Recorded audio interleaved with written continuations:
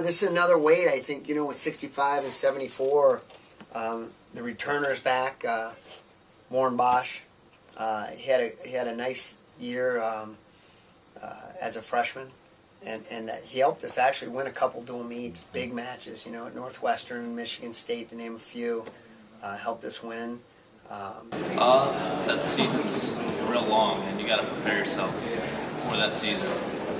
So you just got to change your mindset, and it's a long season, so you got to be mentally prepared the whole time. And being able to do that, schoolwork, and it's just a tough sport. So you have to prepare yourself very well for the season.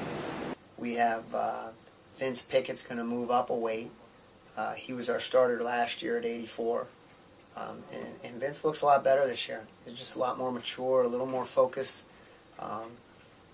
Working, I like his work so far this fall. It's nice to have some competition in the room, because that motivates me, not only me, but the other kids in the room as well. So being able to compete every day with pretty much some of the best kids in the country is pretty awesome. So. We had the freshman, Jake Hart, was a PA State champ.